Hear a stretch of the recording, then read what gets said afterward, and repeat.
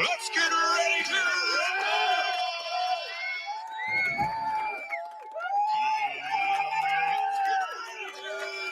Yeah. You already know this is Punch, Drunk, Boxing, a.k.a. Mr. Moonshine himself, a.k.a. El Adobo, a.k.a. El Sazón, a.k.a. El Borracho, a.k.a. Café Bustelo, a.k.a. El Pastor de Boxeo. Ladies and gentlemen, good morning, good afternoon, good evening, wherever you are in this side of heaven. God bless you all. Yeah, man. It's almost going to be 2 weeks, a week, less than 2 weeks that we're going to have the 4th Division World Champion, super middleweight undisputed, still undisputed, even though that he vacated, well, they stripped him from the title, but he's still undisputed in our eyes. Ain't nobody beat Canelo Alvarez. So Canelo Alvarez, the king of boxing, the best resume of this generation. You already know, a walking Hall of Famer, first battle Hall of Famer, King Nello, a.k.a. Cartelo, a.k.a. Cash Nello, a.k.a. Payday, a.k.a. Get that fuck out of here, man. Canelo Alvarez versus the Phenom in the 168-pound division from New York City, Boricua, Brooklyn, Edgar Berlanga. And what will happen if Edgar Berlanga upsets Canelo Alvarez? Would you be upset? Would you devalue the legacy of Canelo Alvarez? Will you devalue and disrespect the legacy of Canelo Alvarez? Would it take a hit? Would you be like, he'll never be the greatest Mexican ever? Would you be like, nah, he ain't never no top 20, no top 30, no top 40? How much will it take a hit? How much his legacy, how much of a hit his legacy will take if Edgar Berlanga, who is a massive underdog, never been a champion, no former champion, not on the pound for pound list, never beat a world champion, if he beats the great Canelo Alvarez, how much will his legacy take a hit? What's good, everybody in the chat? What's good? Hold on. Because a lot of people ain't giving Edgar Berlanga any chance. But in the sport of boxing, you know you got to give at least a puncher's chance in the sport of boxing, because we've seen enough upsets in the sport of boxing. We've seen enough upset in the sport of boxing for people not to be like, he ain't never gonna be no Canelo. Mira, nene, no, yo soy boricua, pero yo no creo que Edgar Berlanga le gana a Canelo Alvarez, porque yo te digo así, Edgar Berlanga es boricua, pues no es Coto. Edgar Berlanga es boricua, pues no es Héctor Camacho. Pero Edgar Berlanga es boricua, pues no es Trinidad. Yo no sé si le puede ganar a ese. La última vez que yo vi a Trinidad, un puertorriqueño que le ganó un mexicano era Asca de la Hoya, pero hasta los mexicanos no les gustan a Asca de la Hoya, pues yo no sé. Oh, man. Let me know how much faith y'all got in Edgar Berlanga. See, because to me, I'm not, a lot of people really don't think he got no chance. No chance in hell. Was that Vince McMahon song? No chance in hell. What's good, Leo in the building? What's good, man? We say, well, shout out to the people in the chat. Shout out to the people in the chat. What's good, Hope in the building? What's good, man? Moda, one of the members of Punch Drunk Boxeo. If you haven't become a member of Punch Drunk Boxeo, you already know, man. Smash that link. He said, what up, Punch? Pinche parte, ya tú sabes, mi hermano. A lot of people still talking about Teofimo Lopez working with Canelo Alvarez. Great collaboration. We're going to be talking a little bit more about that. Hopefully, the Teofimo Lopez and Team Canelo Alvarez emerge and partner up, because I believe that's a massive partner up. I do believe the Canelo Promotions could benefit from Teofimo Lopez, and I think that Teofimo Lopez could benefit from the tutelage of Canelo Alvarez and Eddie Reynoso as a trainer, as a manager, as a confidant, as an advisor, something, just a collaboration, whatever it is. I think that Teofimo Lopez is in good hands, and I believe he brings something to the table to Canelo Promotions, and I think they also bring, and I also think that they bring something to the table for Teofimo Lopez. And shout out to Teofimo Lopez Sr. Yes, I believe all of them collectively could be a master team. I'm talking about, like I said yesterday, Teofimo Lopez already trains with a former trainer of the year recipient in Teofimo Lopez Sr. I know he talked that talk. I know he rowdy. I know he talk a lot of trash. Yeah, at the end of the day, you cannot take away of his accomplishments. Teofimo Lopez Sr. is a trainer of the year recipient, one of the best trainers in the sport of boxing. Just like Chingo Inoue, the father of Naoya Inoue. Just like Papachenko, the trainer of Vasily Lomachenko. Yeah, you got to give credit to all. Shout out to all the fathers prominent. Fatherhood is prominent in the sport of boxing. Shout out to even Bill Haney become a manager of the year last year, 2023. All these fathers doing their thing. Shout out to all the fathers. Keep on doing your thing. Keep on being trailblazers and keep on molding, building, trusting, securing, protecting your son in a boxing world that is snakish like no other sport in the history of all sports. You know what I'm saying?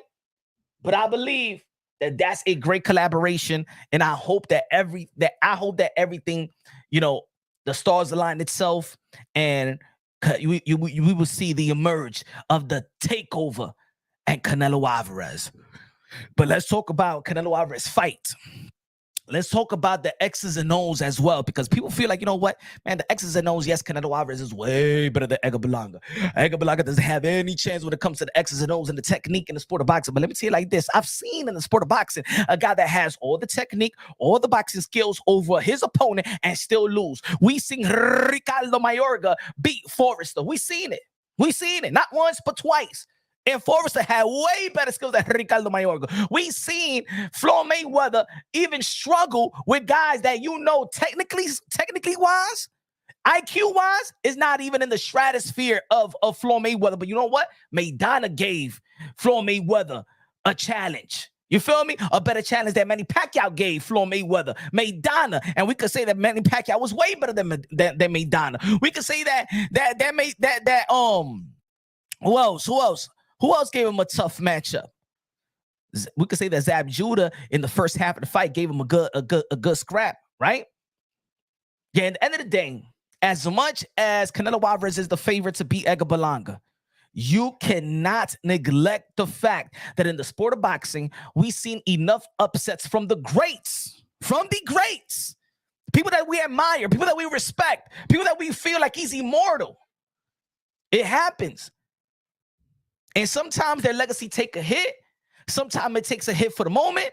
Sometimes people forget. Sometimes we understand that the greats, they probably overstayed their welcome in the sport of boxing, and probably that last loss. Let me give, for example, Mike Tyson losing his last fight. Does everybody remember that? What was his name? McBride? Does anybody give McBride props for beating Mike Tyson? No. So as much that I'm asking this question now, and I know we're going to be living in the moment, and people going to be like, yo, if Edgar Berlanga beats Canelo Alvarez ain't shit. Really? Now, I said this before. Canelo Alvarez got nothing to lose. I'm not nothing to lose, got nothing to gain. It doesn't matter if we want Canelo Alvarez to be in the ring with David Benavidez, even like I said 1,000 times, and I know that some of y'all don't want to acknowledge the fact. It doesn't matter if it was David Benavidez in that ring with Canelo Alvarez. If Canelo Alvarez fight David Benavidez and beat David Benavidez, what is Canelo Alvarez earning? Did he beat a pound for pound? No. Did he beat a champion? No. Did he beat one of the greats? No. If David Benavidez will retire right now, would he enter into the Hall of Fame? No. First ballot? No. Second ballot? Third ballot? 15 ballot? No. So in the end of the day, whether we like it or not, we are when it comes to Canelo Alvarez versus David Benavidez, we just spoil little brass that want to fight. But at the end of the day, Canelo Alvarez is right in terms of legacy. What is he bringing to me? Okay? I ain't legacy. What happened? I beat him and I beat Edgar Berlanga. The same cheat. Okay? It's the same cheat. I beat Edgar Berlanga. I gained nothing. I beat David Benavidez. I gained nothing. What happened? Huh? That's the facts. And there's the reason why I say time and time again, you cannot shame Canelo Alvarez for not fighting David Benavidez. Now, could you be upset? Could you be frustrated? Could you be like, yeah, come on, Canelo Alvarez, pero ya, yo quiero ver tú a usted a David Benavidez peleando. I want to see the fight. All right, we could brag about it. We can't shame though. Because at the end of the day, David Benavidez brings nothing to the table in terms of legacy when it comes to Canelo Alvarez. It is what it is. So, do I want to see David Benavidez versus Canelo Alvarez? Have I been wanting to see that fight? Of course. But David Benavidez brings the same ish that Edgar Berlanga brings, a knockout artist, undefeated, mandatory precision. Of course, David Benavidez was a former champion, but then when we talk about that him being a former champion, why was he a former champion?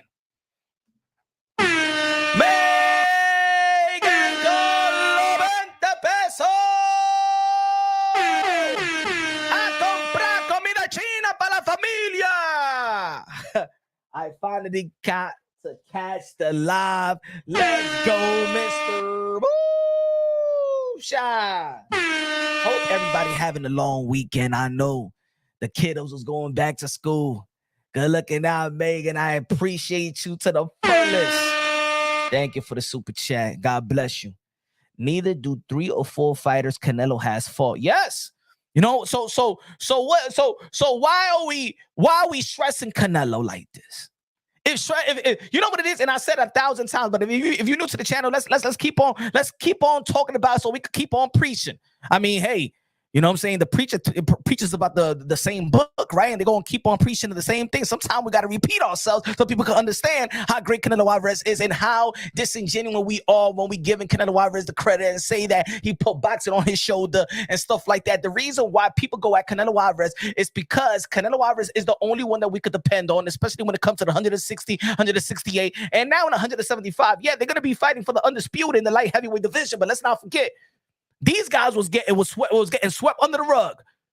They just go and fight the undisputed right now, but damn, it should have happened a while ago, right? Bivol and Benavidez. See, one thing about Canelo Alvarez also, even if you beat Canelo Alvarez, that doesn't mean you're going to be an ultimate star. That doesn't mean that you're going to be the king of boxing. Dimitri Bivol learned that. Hey, yo, Dimitri Bivol, ex-baby mama wife is going at him right now. This is the worst thing that's ever happened to us. Canelo Alvarez, we won. He was turned into an animal. Dimitri, we won. He beat you and he has turned. He used to be a good father and a good husband to me. And now he's an animal. The power of the money.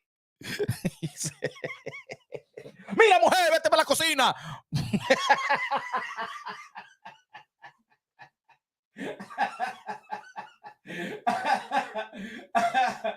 Hey, you suing Dimitri Bivol because you want that money, that Canelo Alvarez money too. No te hagas deep.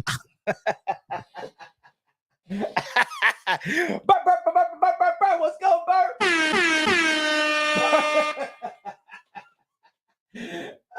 Hey, yo, y'all seen it? Y'all see Dimitri Bivol's ex-wife? I don't want to tell the word. The Dimitri Bivol has become an animal. He has think he's powerful. And Canelo Alvarez, we both win. Before that fight, he used to be so good to me. He used to fuck me every day and every night. And now he's so bad boy, he fuck everybody else except me. Mira, mujer, vete para la cocina, hay un sándwich ahí, oíste, de ham and cheese, oíste, put it in the toaster. Y dame un café también, ¿qué? Huh? No, when the money came, that's when you started asking for more. You wanted to go to the mall every day. Huh? I buy a car, you want a car. Huh? I buy sneakers, you want to go and buy sneakers. Before we used to go shop at the outlet, now you want to shop in Fifth Avenue. Agatame todos los chelitos que yo tengo. Get the hell out of here, okay? No. She changed, right? Right, fellas? Hey, yo, right, fellas, she changed. You know, before, you know what I'm saying, you got limited cash and stuff like that. You go to the outlet, right? You go to the outlet. Let's go to the Gucci store in the outlet. Let's take that little bus, coach bus, and let's go drive to the outlet. Now we got money. Now you want to go all the way to Fifth Ave in Manhattan and go to the. Why we gotta go to the Fifth Ave, the Gucci store, and the Prada store? Why we just can't go to the outlet like we used to? ¿Verdad? No, ella que cambió. Era ella. Huh? Every time these guys got some new money, they run into some girl problems. And then they want to come with it. He wasn't the same back then. No, you wasn't the same. Huh? She tried to ruin career with the allegation. Right? I ain't never seen that woman before on social media. Oh, now all of a sudden you want to tell the whole world how Dimitri Bivol was treating you. Mentira, tu quieres chelita. You want money, bitch, okay? And he peeped that. Before after fight, you used to give him a nice 6 cube of ice, so he could, you know what I'm saying, so he could so you could swell the thing his eye down. Now you give him like a 1 cube of ice. TJ No, yeah, she don't want to go to Target anymore. No, she don't want to go to Target. They can no, we can't get carton of eggs. It has to be organic. ¿Qué organic? Cómete the same eggs that we've been buying for years. No, ellos que cambian, ¿verdad? They're the one that change. Let me tell you like this. Hey, yo, man. Hey, yo, man, let's be real. We don't change. No. The women be thinking that we be changing. We never change, bro. Hey, yo, I'm going to tell you like this. Busy men. I'm talking about busy, hard-working busy men. Hey, yo, give us 3 pairs of jeans or 2 pair of jeans, a shoe, 2 types of sneaker when we want every workout, and one that we just, you know what I'm saying, for casual. We get the same hairdo, same haircut. So we buy the same cologne. We don't be switching it up like that. We buy the same lotion, the same soap, the same cologne for years. Hey, yo, let me say it like this. I smell the same way that I've been smelling for the past 20 plus years, bro. The same cologne. Let me get the time for that's it. I don't want to try no new stuff. I don't have 15 different colognes. I got the same cologne, same lotion, same soap, same deodorant. I don't switch up. Men don't switch up like that. Right? Snowbird said for the road to Fifth Avenue. No, yo quiero pizza de ahí from the corner of Fordham, right? Right, the corner of Fordham Road in Grand Concourse. That pizza shop, one of the best pizzas in the world, right? No, she wants to go to the pizza shop ahí mimito and damn in Soho. 2 little boxes. No, yo quiero la pizza de the hood. Hey, Raps up boxing down is the voice of the UK. London. No. Women be changing, bruh. Men don't change. The only thing we may change is cars. That's it. And it has nothing to do with you know what I'm saying? It's just cars. That's the only thing that will change. We might not get the same car. We might get another. We might upgrade to another car. And sometimes a guy want to get his racing car, but you know, we think about the family. We get a minivan or we get an SUV. And sometimes we don't want the SUV. Right? Men don't change. So I don't know. I don't believe Dimitri Bivol's ex-wife. He think he's powerful, and now that he has money, he's acting like animal. He's not the same person. No, you're not the same person, woman. All he wants to do is go to Target and Walmart, and now you want to go and shop in Fifth Avenue and stuff like that for the same shit? No, I want to go to Walmart still. I'm ever going to go to Walmart, damn it. And I want to go to Walmart at 1 o'clock in the morning when nobody's there, 24 hours, damn it. Yeah. No, así mismito, esa tigra, she's changing every time they get some new money. Look at Jamel Charlo, got some problem with the wifey after the Canelo Alvarez fight. Jamal Charlo got problem with the baby mama. Tio had problem with the baby mama after his big fight. You know what I'm saying? Everybody, Javante Tank Davis got problem with the baby mama. Adrian Broner had problem with the baby mama. Floyd Mayweather had problem with the baby mama. I mean, if you can know the guys don't change. Es la mujer que se cambian. Antes tú eras calladita. Nobody knew who Dimitri Bivol's wife was. I never seen her before in my life, and now you want to be on social media. We'll think that we're going to feel sorry for you. We don't feel sorry for you. New money brings new woman. También, ¿verdad? He changed. Well, you changed. The pussy changed. You know what I'm saying? Sorry, man. I said I was going to clean it up. You know what I'm saying? Because it be having me shadow banned, so I got to clean it up. I'm sorry. Hey, you two. Perdóname, okay? Perdóname. Caleb doing great after. Yeah, Caleb Plant doing great. Yeah, man. But don't worry. She's smart, though. You know, because she worked with PBC. See, that's different. Mrs. Plant worked for PBC, too. So that's different. She's not de que stay at home mom. Ella todavía trabaja.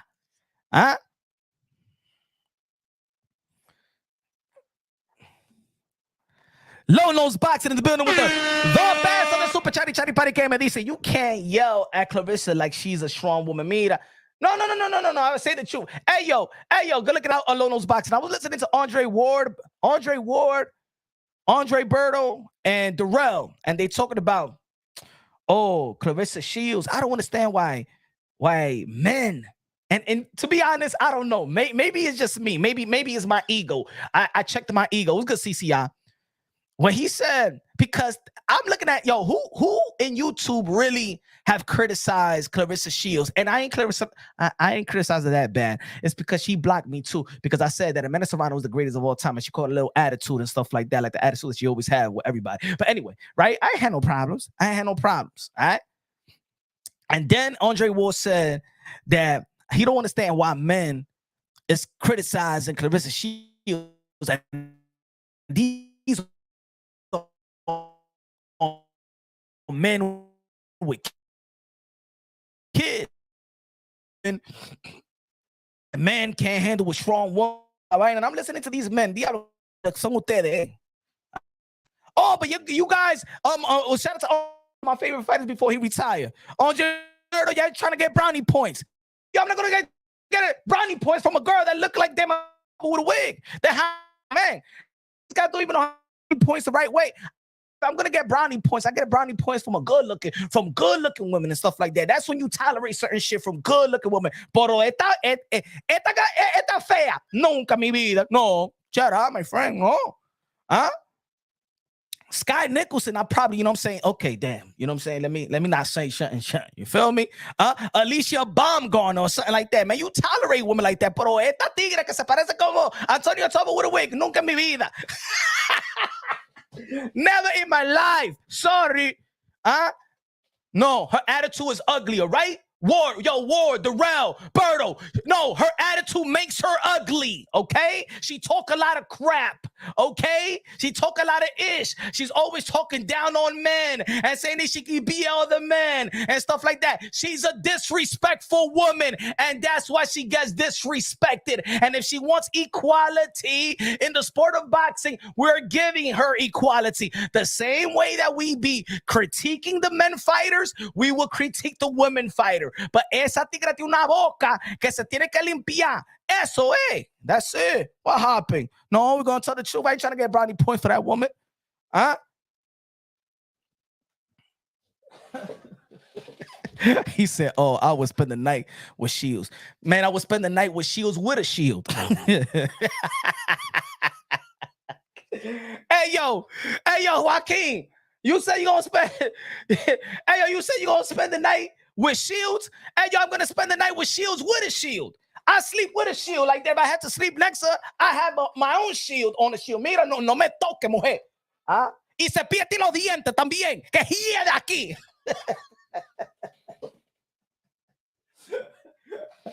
No. Yo, before, no, those boxing. Yo, you remember when Rick Glazier, and I said it. Damn, I look at that video, and I'm like, damn, what a beta you was, a punch. I was in a panel, and Rick Glazier was going in on Clarissa Shields. And I said, nah, she's a queen. Mike from Boston said, y'all watch it to this day. He said, queen of what? And I'm like, nah, she a queen. You know what I'm saying? She a queen of one of those sports because, I want to, preserve women boxing, and I got a lot of respect for the women warriors in the sport of boxing. Pero esta tigre tiene una boca que no, she has a mouth that no lo puedo soportar. I can't support it. Hey, yo, man, you know. A girl could look beautiful, right? She could look attractive. Let's say forget beautiful is too much. You know what I'm saying? Let's say a girl could look attractive. But if a girl has a mouth, all that attraction goes away, right? All that attraction goes away. Now, an eye chick, right? Come on, man. Come on.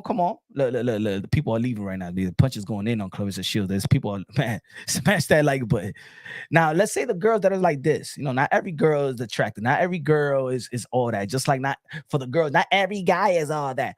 But girls like that, when a girl like this have a beautiful personality, you forget that she's like this. This becomes, wow. I think that she could be a wife, right? when you have these girls that look like that, but have the beautiful, like I know heavy, no, one of my best friend that died, Margie, right? Margie used to weigh, no lie, 300 plus pounds, 300 plus, probably almost 400 pounds. She had diabetes. She died of diabetes and she had diabetes and high blood pressure and all that stuff. You know what I'm saying? To the point where she lost sight in her eye. They had to cut one of her toes and stuff like that, right? And then, but she lost man weight, right? She used to weigh like 3 or something pounds. She was always heavy set. But Margie had the best personality of any woman. She was funny. She laughed, charisma. Ella era un coro. Like she was the life of the block. You feel me? She was the life of the block in the Bronx, right? You didn't look at the looks. It was that her personality was overwhelming. You didn't look at it. And then she'll joke on that. She'll snap on people. She'll snap on herself. You'll snap on her. And it was, you know what I'm saying, that good personality that makes not what people deem attractive. And you look at her like, yeah, she's a beautiful woman in the sense of who she is, well, who she was, personality. But Clarissa Shields, it don't matter if she got the fake booty, if she got fake tetas, if she got fake teeth, if she could do whatever she wants. But with that attitude, her attitude is nasty and it's ugly. And that's why I won't catch myself. I have a woman like that in my life. You crazy. I'd rather be single for the rest of my life. Yo, me hago la paja all day. Sorry, my people. Sorry for being like that. But that woman, I never want to be around a woman like that in a relationship. Muy fea. If she's married, and I'm saying like these guys ain't watch, they don't watch what she's saying. They don't watch how she go about things. You know what I'm saying? No, because people don't want to call her that she's the greatest woman of all time. No, it's not even that. It's that your attitude stinks. That's it. She's a queen and beautiful black woman. You dead wrong, Punch. Beat that wave. Yo, she's a queen, a beautiful black woman. You dead wrong, Punch. You salty because she called you, Ness, and Southpaw the light skin hate. Anybody, please, can you send me the timestamp? I want to hear her say it because I want to do a video about it. Lono's Boxer said that she called me the light-skinned hater. Did she mention my name? Because I never heard it before, bro. I never heard it. Please, I want the timestamp. Because if she said Punch Wrong Boxing and light-skinned hater, I'm going to do a whole live. Did she say my name? Say my name, say my name. No one is around you. Say, baby, I... Wait, y'all playing around with me? She called me out. She said Punch Wrong Boxing. If Punch sees it, it's gonna cook. Yo, Wave. Did she mention my name, Wave? Did she mention my name? I'll do a marathon live on it.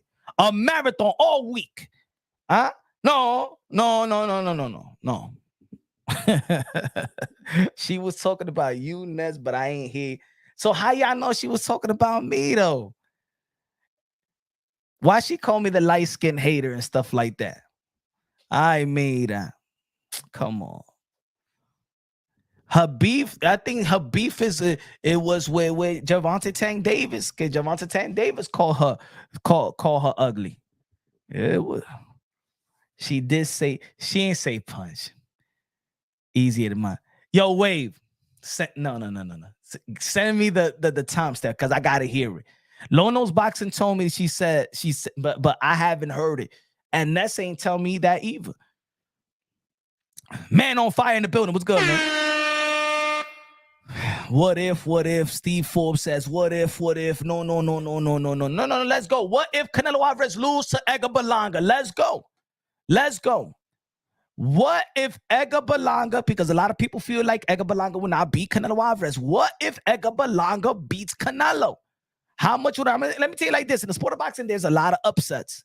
And I think that people have forgotten those upsets. And that's why even if Canelo Alvarez lose, I know there's going to be a wave of, oh my God, all this devaluing, oh, he will never be, he's not even close to Julio Cesar Chavez. It was once, he was close and he was the best. Even Julio Cesar Chavez before the Bivol fight was calling him the best Mexican ever. And then he lost to Bivol, and then everybody went back and saying, Canelo will never be the best Mexican fighter. Got to go easy on her when you see it.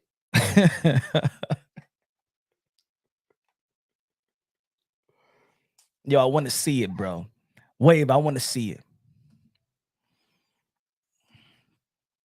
Karate Kid said, yo, I have to watch all Berlanga fights. I got no idea who's going to win. Well, put it this way, right? All right. Okay. So let me prepare you for let me prepare you for the worst, right? Right? And in life, you always got to prepare for the worst, right? Even in your house, in your apartment. What about there's a fire? What about if you lose your job, right? There's some security. You got to have some security cash, something, right? Let's prepare for the worst. What if Canelo Alvarez do lose to Edgar Berlanga? How do the people going to react to Canelo Alvarez? How would the people react to his legacy? Now, let me say it like this. Again, Canelo Alvarez have nothing more to gain. Canelo Alvarez, and I'm going to keep on saying it for the new people that haven't listened to this. Canelo Alvarez have separated himself from his contemporaries. He already separated himself from his contemporaries. Ain't nobody in 160, in 168, and 175 have accomplished what I have accomplished. Yeah, in 175, we're going to see the undisputed, but we're talking right now today. Nobody is come close to what Canelo Alvarez have done in the sport of boxing. Nobody could give Canelo Alvarez anything unless if he goes and fight the winner of Bivol and Beterbiev. And that's the fight that I want to see. That's the fight that I want Canelo Alvarez before he retires for his legacy. Is to fight the winner of Bivol and Beterbiev because he already been a champion in the 175-pound division. If it's Bivol, I want to see the get back. And the get back and then the opportunity to become a 2-division world champion in the 175-pound division. That's the fight. That's the fight. Not the David Benavidez. That's a shame with David Benavidez or Bud Crawford. That's the fight. If you respect Canelo Alvarez and his legacy, that's the fight for Canelo Alvarez. That's the fight that his legacy deserves to be enhanced. None of these guys are going to enhance his legacy, right? So he said, nah, Benavidez. I'm just saying Canelo Alvarez, the winner of Bivol, and if it's Bivol, I want to see the rematch. You know what I'm saying? Because Canelo Alvarez didn't get demoralized by Bivol. He lost to Bivol, got pointed by Bivol, but he didn't get demoralized by Bivol. And I think that if it would have changed the game plan, I believe that Canelo Alvarez can actually beat Bivol with a change a game plan. You know what I'm saying? But anyway. But what about if he loses to Edgar Berlanga? I think that Canelo Alvarez have overstayed his welcome.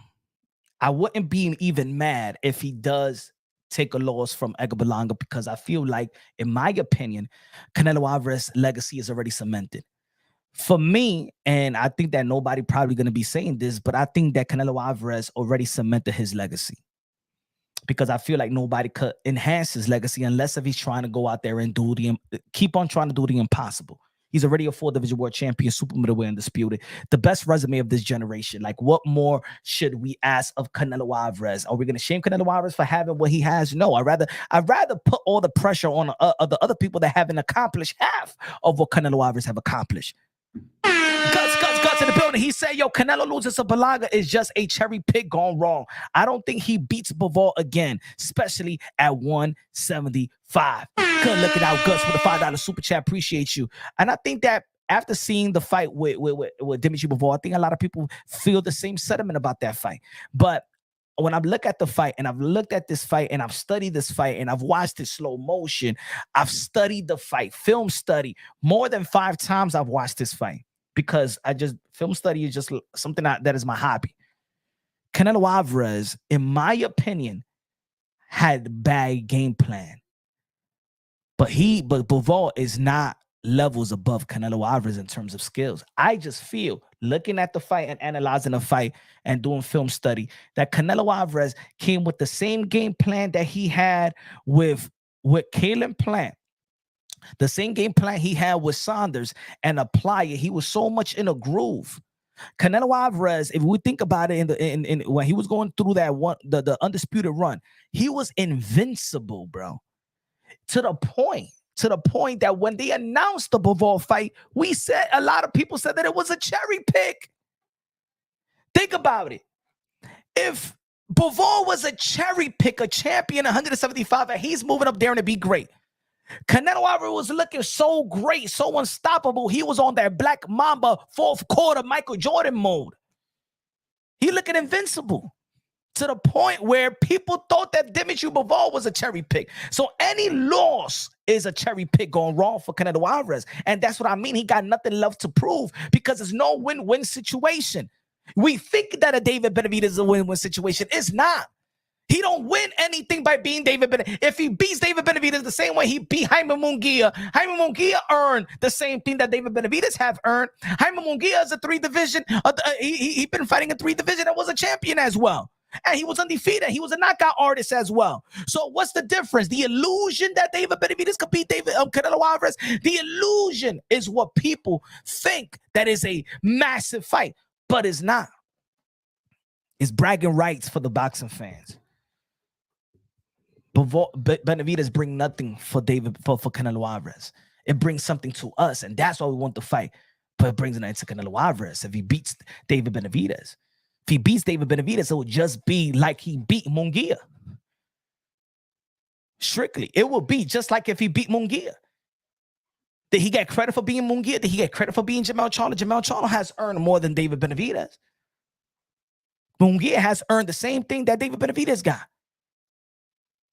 He beat a guy that Canelo Alvarez didn't stop, and John Ryder. And it looked like it was levels. Canelo Alvarez is levels above. Now, we've seen upsets in the sport of boxing by great fighters like a Canelo Alvarez. We've seen one of the biggest upsets. Like, this is the biggest upset that I experienced, the first big upset, and I became a fan of his. And because my father was a massive fan of Julio Cesar Chavez, when Frankie Randall, the surgeon, beat Julio Cesar Chavez, man, I rubbed it in my dad's feelings. Let's go, the surgeon. And I just was going for the surgeon just to get my dad mad. When the surgeon beat Julio Cesar Chavez, that was an upset. Yo, people used to watch Julio Cesar Chavez in a block outside with the TV. When Julio Cesar Chavez lost to Frankie Randall, it was, oh my God. The reason, I'm going to tell you like this. The reason back in the days when you used to take an L, and people forget about your L real quick, it's because he fought Frankie Randall. He lost to Frankie Randall and got his W back 3 months later. And then fought Medrick Taylor. Julio Cesar Chavez fought 6 times in the span of 12 months. That's the difference of before and now. That when you take a loss, that shit stay like you lost forever. You see, Errol Spence, when's the last time he fought? Bud Crawford. He's been losing for a year and change. Because you know why? That's the last thing we think of. But when Julio Cesar Chavez lost to look, he had a draw with Pernell Whitaker. Then he fought again the next month. Then the next month, he fought Frankie Randall. Then in 3 months, he fought. It was like that. So people forgot. Look, Marvin Hagler, he lost twice. In 3 months, Marvin Hagler's lost 2 times. But the thing is, they kept on fighting around throughout the same year that you forget about the losses. He got his win back. See, now in the sport of boxing, when you take your L, it's like, it's when you take your L, people stay with that L because these fighters don't get right back in the ring and rewrite the wrong that quick. But I've seen upsets. Remember when Zab Judah, remember the talk of the boxing world wanted to see Zab Judah versus Floyd Mayweather. When Zab Judah lost to the Argentinian guy, what is it? Baldomir. Zab Judah lost to Baldomir. Man, that was an upset, bro. damn, we was like, damn, man.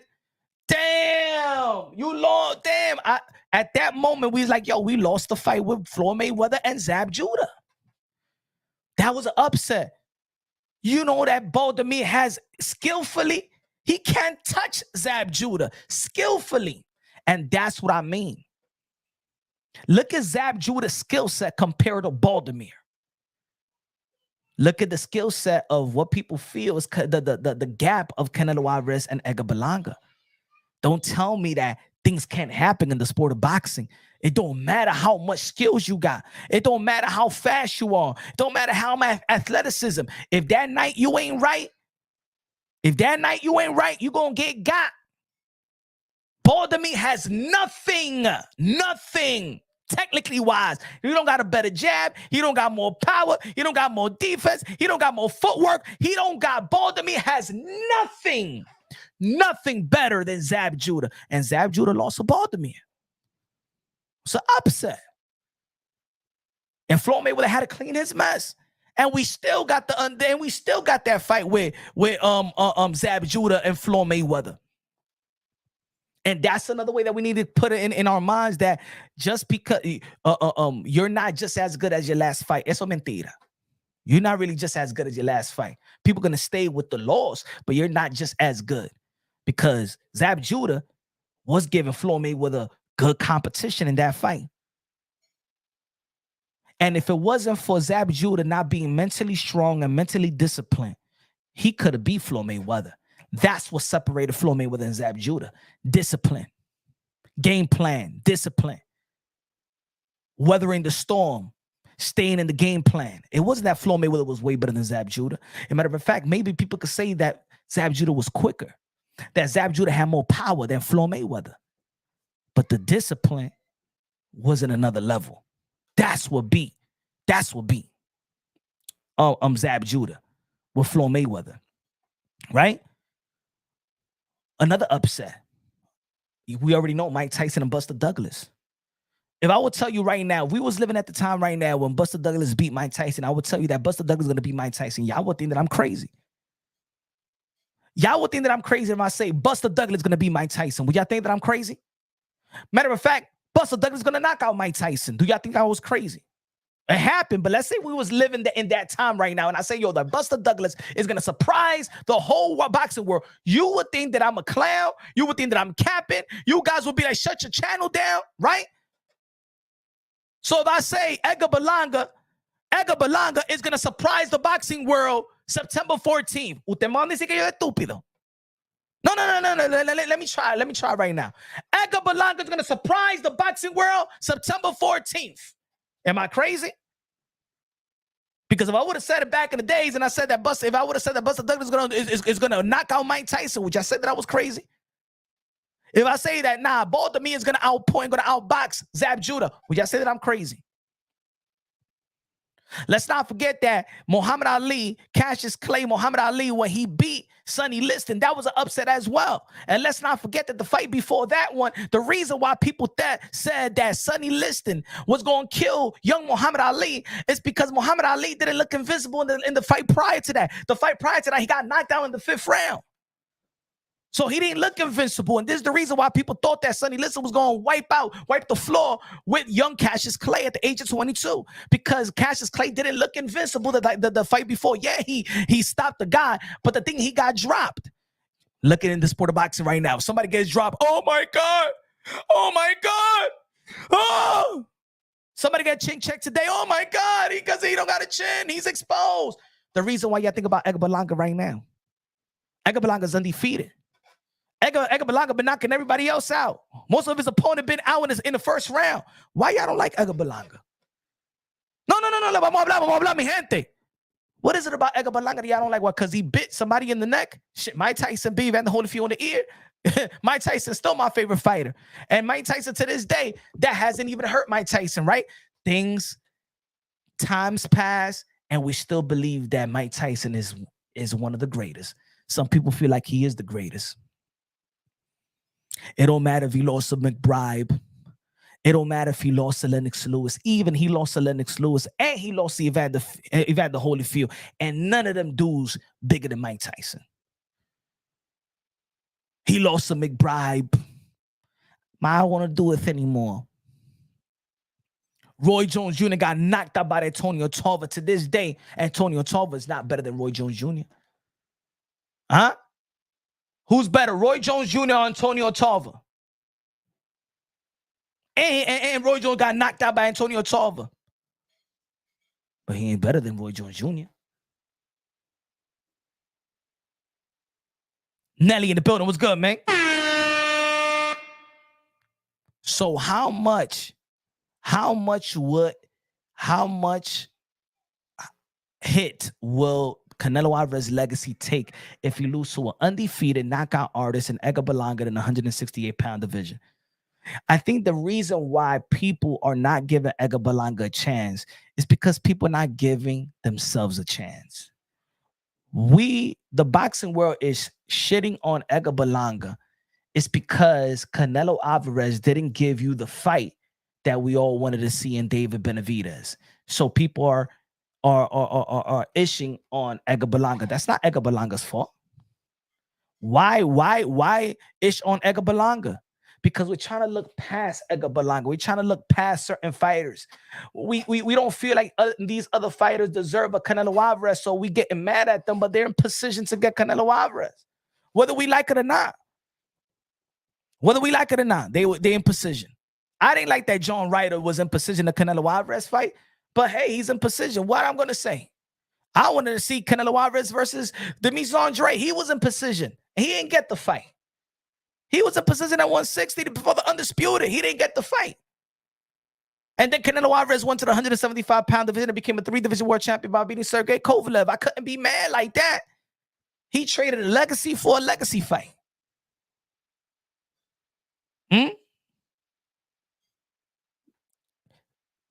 The history of the sport of boxing. Look, I always say that boxing, the sport of boxing, historically, one of the most documented sports in the history of all sports.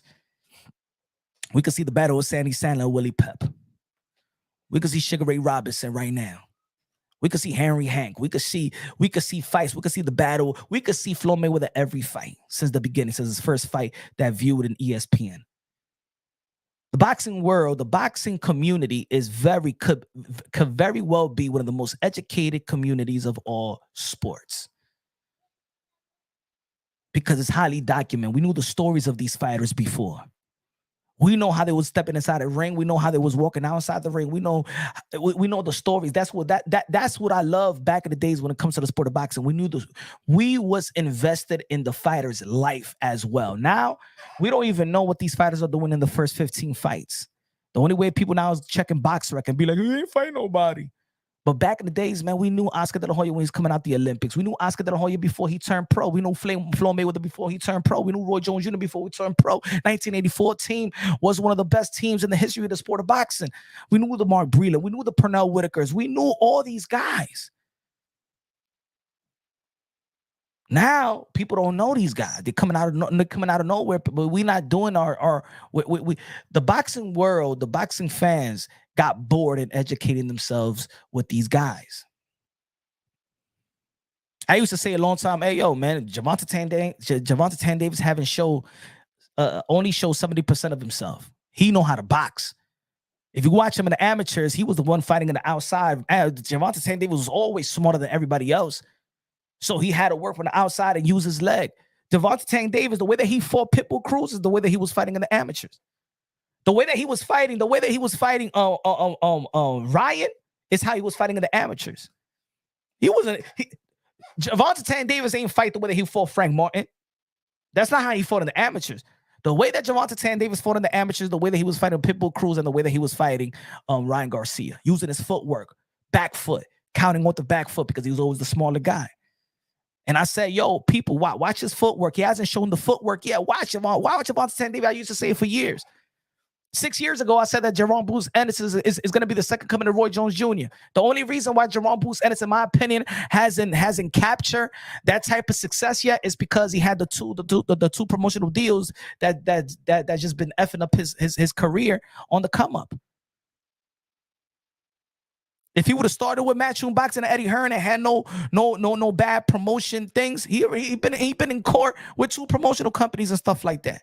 That's the reason why Jerome Bruce Ennis haven't reached where his skill set deserved for him to be in the same position as a Shakur Stevenson and Teofimo Lopez and Devin Haney, because they came in the same class, the same year. All I'm saying is for the people is, as much as the fans always want these fighters to humble themselves, y'all should humble yourselves, because it's either y'all humble yourselves, do y'all due diligence. I'm not saying to say that Canelo Alvarez is going to lose to Edgar Berlanga, but let's stop this. Edgar Berlanga could never beat Canelo. Stop the mess. Stop it. Anybody could get got if you don't come correct. If you got a bad game plan, it don't matter how much better skills you have over the other guy. Look, we didn't think that Maschermoff will be the guy that was going to give Bud Crawford the best comp. Everybody thought that it was going to be Earl Spence.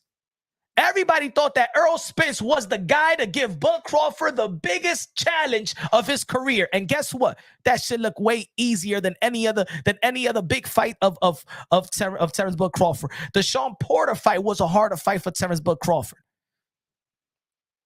The Gamboa fight was a tougher fight for Bud Crawford. The Victor Postal fight was a tougher fight than the Earl Spence fight for Bud Crawford. Stop. We can make a prediction, but I see when people are trying to diss and call people stupid and idiot.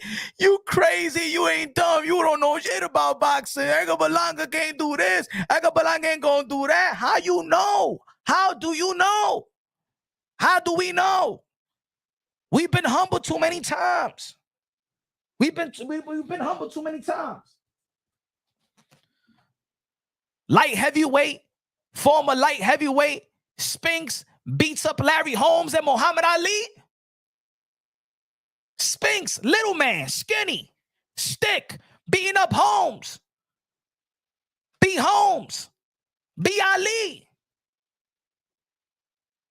Oh, you don't think so? Oh, you don't think there's going to be an upset? He said, bro, it's not happening. I'm not saying that it's going to happen. I'm saying don't be shocked if it does happen. And don't say that it could not happen. That's what I'm saying. It's not happening. How you know? Yo, how you know it's not going to happen? How you know it can't happen? Well, you don't think that Edgar Berlanga got a puncher's chance? Hey, Canelo Alvarez could knock out Edgar Berlanga too. But you don't think that Edgar Berlanga has a puncher's chance? Now, I'm going to tell you like this. Canelo Alvarez got the best chin in the history of the sport of boxing. He got the best chin in the history. I'm gonna go out on the limb and say, forget about one of the best chins in the history of the sport of boxing. I think Canelo Alvarez have proven he has a full career of over 15 years. Canelo Alvarez has the best chin in the history of the sport of boxing. He has moved up enough for me to know, and he has been in the ring with the biggest punchers of this era. And I'm gonna say it right now: Canelo Alvarez has the best chin in the history of the sport of boxing. He's been in the ring with the biggest puncher of his era, and that was Triple G. He's been in the ring with the biggest puncher in the 175 of. He's been in the two biggest punchers of this era. He's been in the ring with and has checked and never got hurt by them. Kovalev and Triple G, and he's been in the ring with Bivol as a smaller guy, and he's been in the ring with Cotto. He's been in the ring with dudes that could punch.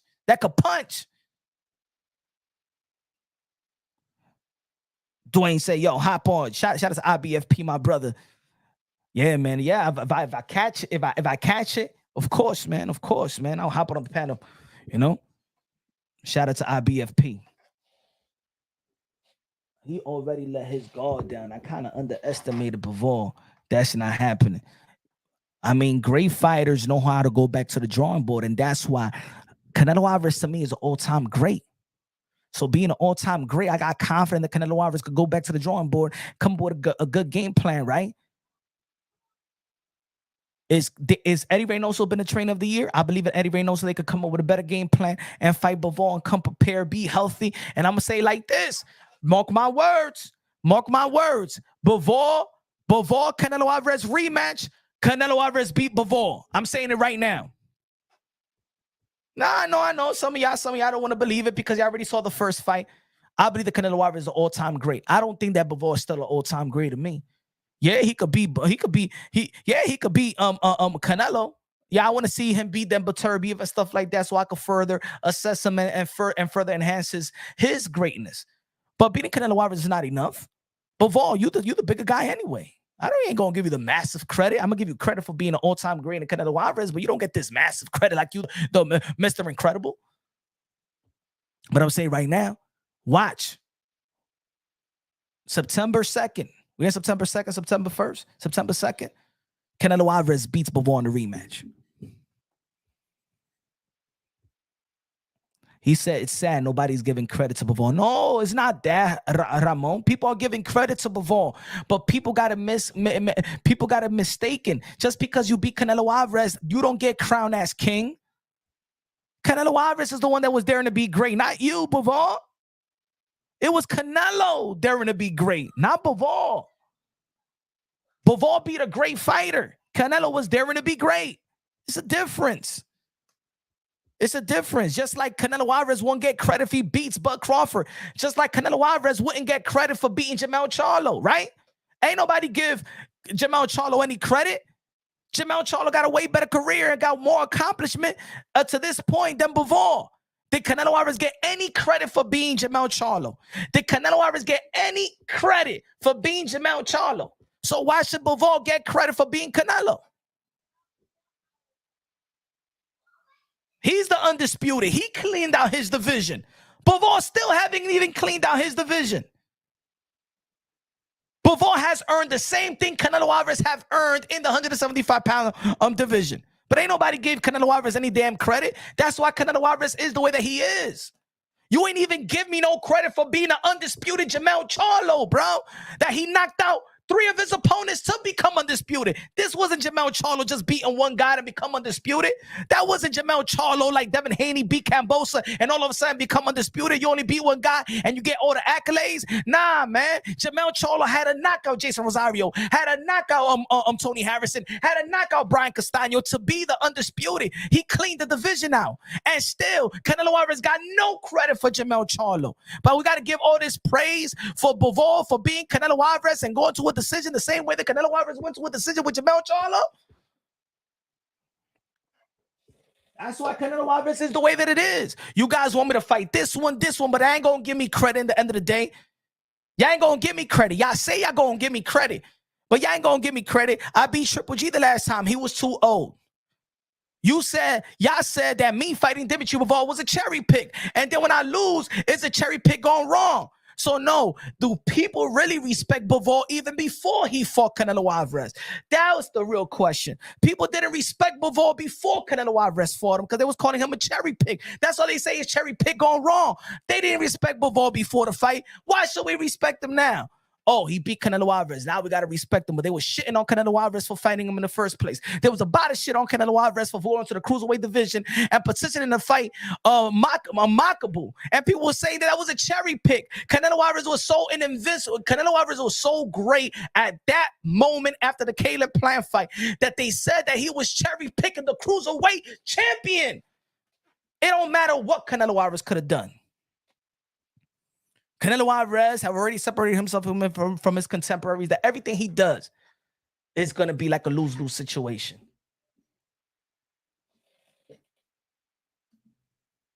High-low, dímelo, Colodo,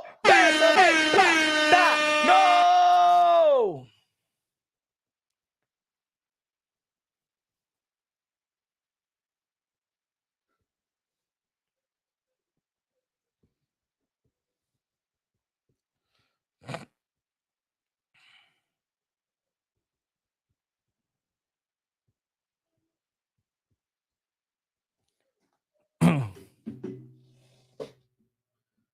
Good looking out. If it's moonshine, gotta be great, better than Frosted Flakes. So Canelo gonna beat Bivol in the rematch, but Devin lose But Devin lose to rematch. Come on. Okay. Cope said, so Canelo going to beat Bivol in the rematch, but Devin lose to Ryan in the rematch. Come on, man. Canelo Alvarez got outpointed by Dimitri Bivol. All right?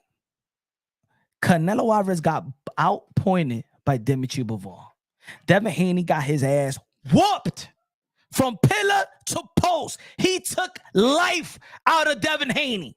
Life to the point that people are saying, hey, yo, Devin Haney, don't fight for the next year.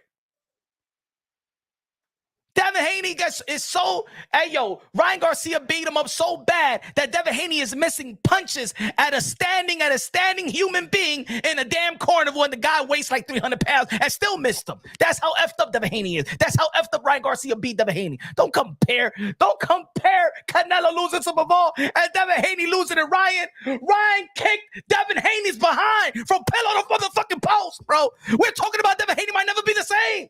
He got to go to Ohio and check his brain cells, bro. Don't you compare no damn Devin Haney losing to Ryan Garcia. Devin Haney got whooped. Devin Haney forgot his middle name. What you talking about?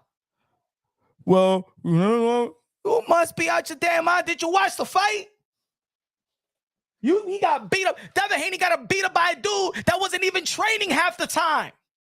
Devin Haney got beat up by a dude that was having an orgy on Mondays and Tuesdays, days before the fight. Devin Haney got whooped by a guy that was drinking a beer the day before the fight and the weigh-in. Can you imagine it, right? You want the rematch. Imagine Ryan Garcia go to the gym and say, you know what? I'm going to be a professional. Oh, my Lord.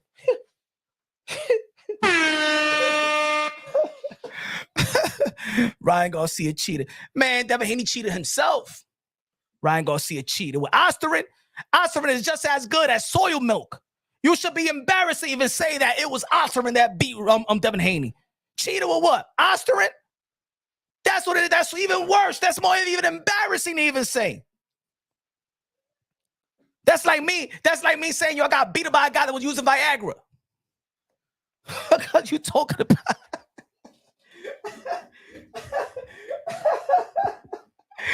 Man, please, man.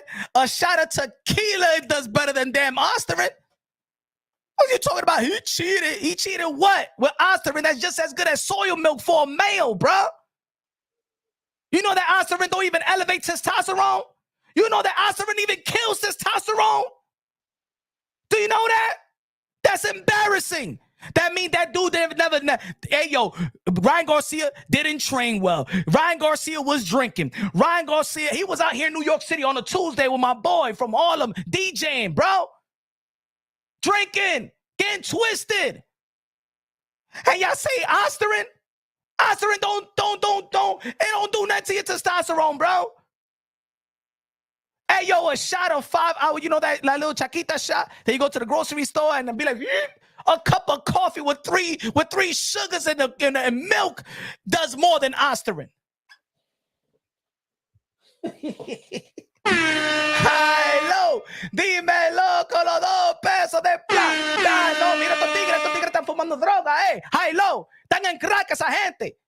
Man, if you think that Ryan Garcia, Osterin beat Devin Haney, you smoking that Pookie crack. You smoking that Samuel L. Jackson crack. You smoking that Halle Berry crack in Jungle Fever. You smoking that Whitney Houston rest in peace crack.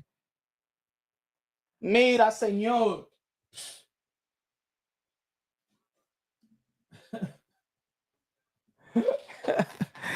Man, please, man. That's embarrassing. Can you imagine Ryan Garcia taking it serious? Can you imagine Ryan Garcia say, you know what, I'm going to go to training camp and be professional and be professional. He said help strength, also stamina. Lies, Ahmed. Lies. You know why? Because the first thing that we peeped from Ryan Garcia in the first and second round was that he had no stamina. He had no stamina, bro. Everybody knows that. Ryan Garcia, number 1 hater, knows that. Damn, he was tired. He was tired in the second round. That was embarrassing, bro. That was embarrassing, man. Don't even talk about it. Devin Haney can't even punch out a guy in the carnival, bro. Hey, yo, it's contagious, man. It's just contagious. It is what it is. Even the Haney's team got pillow fisted. They jumped the dude, and the dude still wanted more, bro. The dude swinging the guy and miss. Hey, yo, leave the Haney topic alone. Right now, yo, I'm telling you, man. Look, there could be a fan base right now. At a certain point, take a step back. Take a step back. You know what I'm saying? It's not no time to preach about Devin Haney. All right? It's just it's the wrong time. It's the wrong time. It's just like with Canelo Alvarez and Dimitri Bivol. I had to take my crow. I had to eat my crow. I had to eat my crow. Just like Teofimo Lopez and George Campos, I had to eat my crow. I gotta stay shy. I gotta stay humble. You Devin Haney fans you guys still be like, it's Osterring. You ain't even know what damn Osterring was. As soon as you heard what Osterring, everybody was Googling like crazy. Everybody was Googling like crazy, man. Osterring. Not even PED user to be injecting the ass for a living knew what Osterring was. And then when you heard what bodybuilders that be using PED said, that shit's for women. Hey, yo, that shit low testosterone. That shit don't do nothing.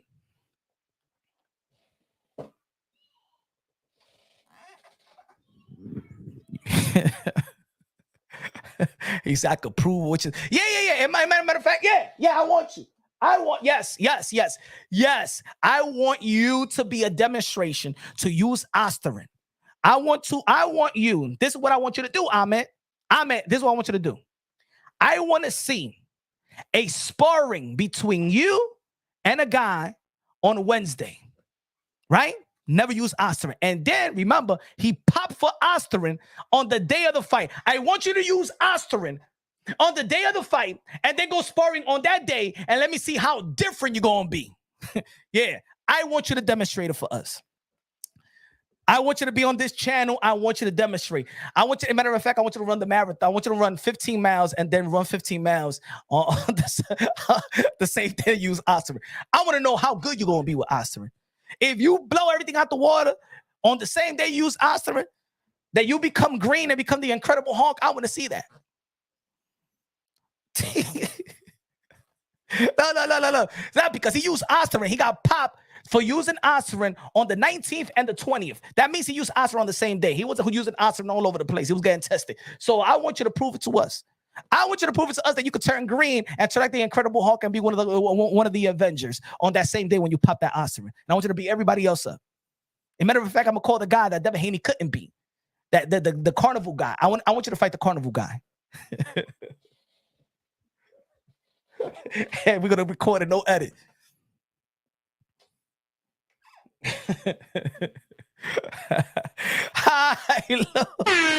Hello, Mr. Motion.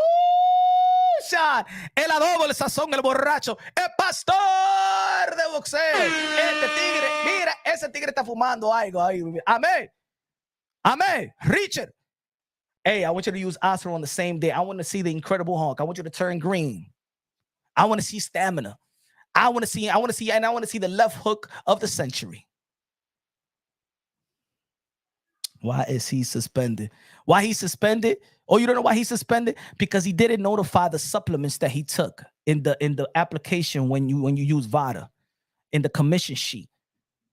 In the commission sheet, that's why he got suspended. He didn't get suspended for Osterring. He got suspended for not notifying all the supplements that he took. He didn't report the supplements that he took. He didn't put on the list. That's why he got suspended. Go check the paperwork. It's public records, my brother. He didn't get suspended for Osterring. He didn't get suspended for testing positive for Osterring. He got suspended for not notifying supplements that he took. It's public records. You could go find it right now. New York State, New York City, New York Athletic, whatever. I got it with me right now, but I'm not going to make this show out of that. But it's public records. Go Google. New York State Athletic Commission. So, yeah, he didn't get suspended for testing positive, my brother. Go check the paperwork. It's out there. What supplements? I don't know. That's the point. I don't know. But, hey, are you trying to say that Osterring is the one that beat Devin Haney? That's what you're trying to say? That Osterring, it beat Devin Haney? Come on, guy. Come on, man. Stop living in the illusion. What channel you coming from? I know there's some channels out there that's feeding you some bullshit. And now you walked into one of the best channels, the realest, that we break things down unbiasedly, logically, and objectively. We could honestly say, like, damn, Ryan Garcia was unprofessional. Damn, Ryan Garcia was unprofessional. I was not happy that Ryan Garcia was unprofessional. But you know what? You know who gave his unprofessionalism his leeway? Devin Haney. Devin Haney was the A. Devin Haney was the A side, if you remember. Devin Haney was the champion, if you remember. Devin Haney was on the left side of the fence, if you remember. Devin Haney is undefeated, if you remember. If Devin Haney would have been professional enough and not get in the ring with somebody that's unprofessional in the status that Devin Haney is, he would have never took that little 5 or 200 or 600,000 and then get in the ring with somebody that was unprofessionalism, because you're supposed to be worrying about your health. There's Devin Haney's fault. He got ass whooped. That's what happens. All money ain't good money. You should have been professionally enough and not stepping inside the ring with somebody that was unprofessional and showed you throughout the build up to the fight his unprofessionalism. And you should have fought an undefeated challenger in Arnold Barboza and teach Ryan Garcia a lesson. That's what you should have done. But you didn't. You got your ass whooped. Rap Star Boxing Out says, so in the history, no one won, only in your eyes now. Punch, not channel. What planet he's I don't know what channel he's from. Oh, man. Let me guess. The dude from the carnival was using Osterin too? What is it? He was the Matrix? Huh? He just slipped Devin Haney's punch. What was he an Osterin too?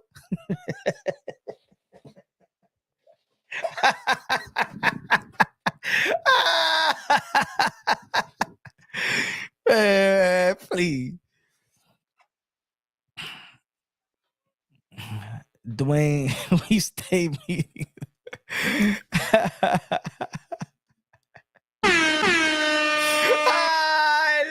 Hello, Mr. Woo Shot, the narrative slayer. No, Devin lost not because of Ryan. It was because he didn't fight his style. He went into that fight trying to fight like Tank, but in the rematch, I got Devin. Why in the rematch you got Devin? Why in the rematch you got Devin? I'm not saying that Devin don't have a chance. I think Devin Haney has a chance to outbox if Ryan Garcia doesn't catch him. But I'm saying, like, Ryan Garcia was better than Devin Haney in every aspect of the game. You know what I'm saying? I think that Devin Haney went with a wrong game plan. Look. The same. Look. Put it this way. I'm gonna give the Devin Haney this. The same analogy that I'm looking at, the same analogy that I have for Canelo Alvarez and Dimitri Bivol, I could see the same analogy you're saying with Devin Haney and Ryan Garcia. I believe that Devin Haney's game plan was horrible. But Ryan Garcia knows Devin Haney more than anybody else. And Ryan Garcia have taken L's from Devin, and Devin already have taken L's from Ryan. The difference is now this time it was 8-ounce glove, and they're men with no headgear. When I see 12 rounds of something, I see 12 rounds of. It's not only the skill set. I think that people also have not given Ryan Garcia the benefit of the doubt of his skill set. See, it's not that Devin Haney didn't throw a jab. It's that Ryan Garcia was countering his jab. Nobody's talking about the way that Ryan Garcia could counter Devin Haney. Nobody was talking about Ryan Garcia's right hand. Y'all so focused on the left hook that he was setting his shit up with the right hand. But because there's this narrative that all Ryan Garcia got is a left hook, you guys ain't seen the real technique of Ryan Garcia. He was landing right hands on Devin Haney as well. His right hand, I've been saying it for a long time, is very underrated because people are just saying, he just got a left hook and nothing else. He got a left hook. Devin Haney said he got a left hook.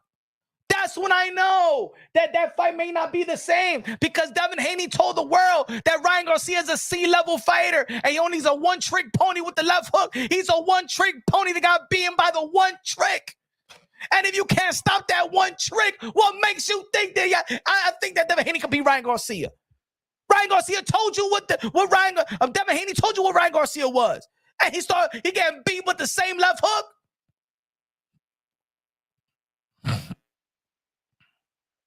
Devin Haney is good, but then there's levels as well. Devin Haney can't overpower that. Devin Haney could be quick with somebody else that don't have the type of power. But let me tell you like this. Ryan Garcia got different type of speed. Tank got different type of speed. Teo got different type. I don't think that Devin Haney could just beat them. I just don't think so. I just think that it's just not the skills. It's the natural ability that Devin Haney doesn't got. He's just not gifted like Ryan. He doesn't have the natural ability like Ryan. That's why Ryan could give 50% of himself, and his natural ability is better than Devin Haney overall. Even Ryan Garcia showed a better shoulder roll than Devin Haney. So it's not only the offensive style of Devin Haney, but Ryan Garcia showed better defense than Devin Haney and showed a better shoulder roll. The California roll was better than Devin Haney's shoulder roll, bro.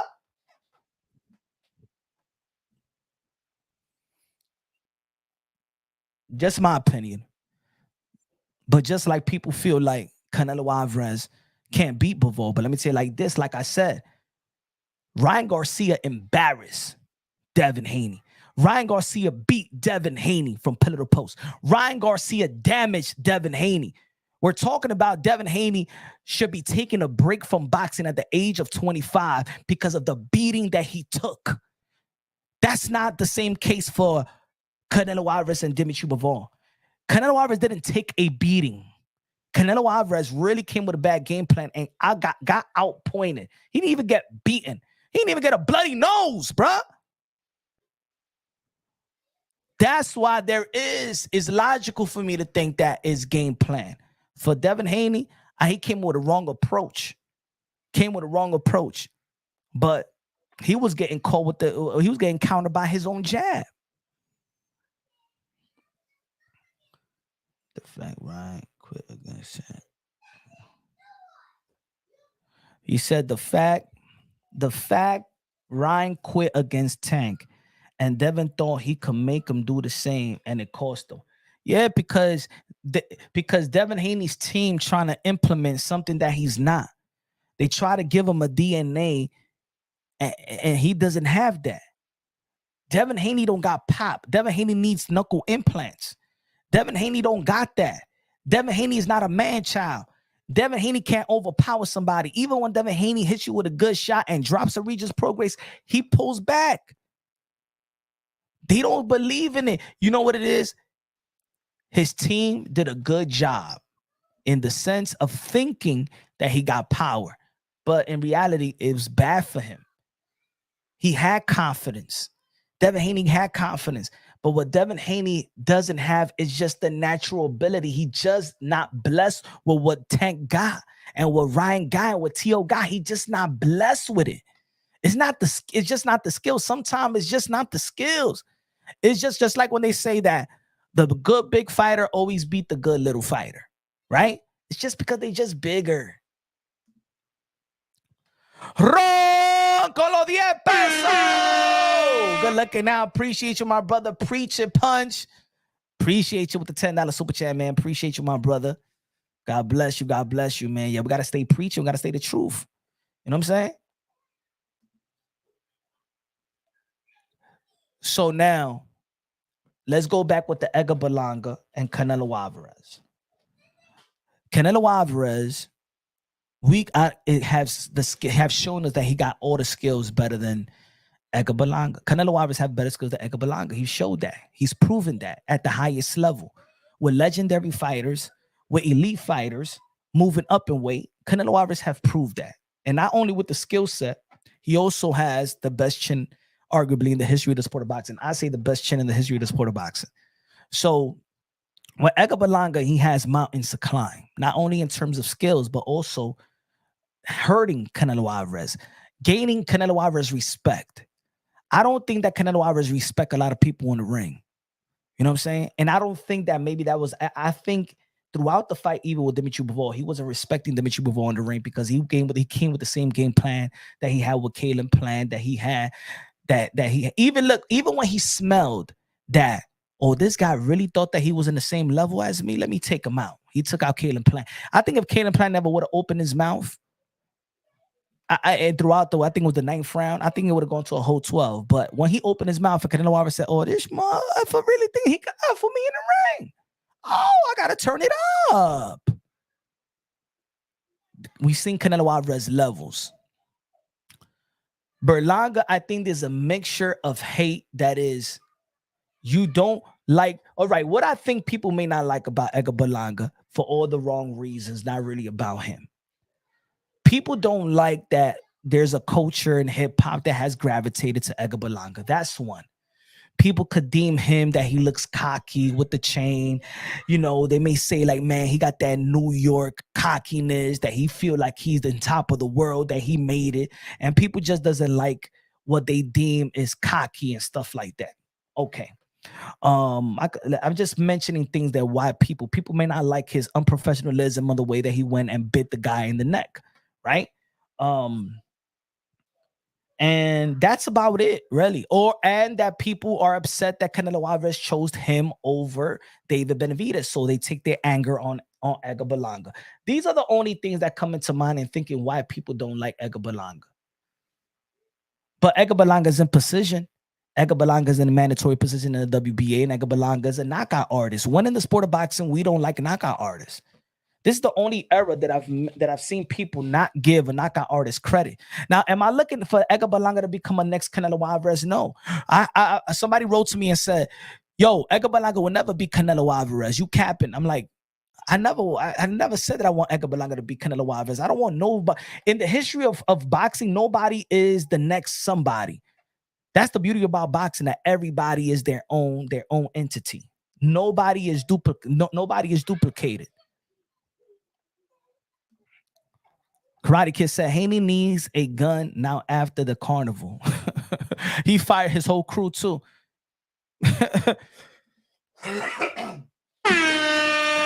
Mike from Boston in the building. He said, "Yo, I'm behind in the podcast and listening to the part about Clarissa."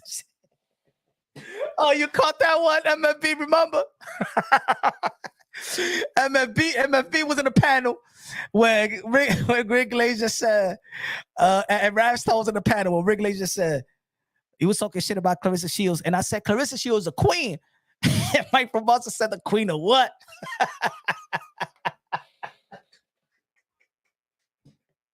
Me, I'm trying to be nice to Clarissa Shields. I don't know. F that nasty mouth woman. Nah, I said it. I don't give a damn what y'all say. She's a disrespectful woman. She's a great fighter. Great fighter. But man, I won't catch myself with a woman that got a mouth like that.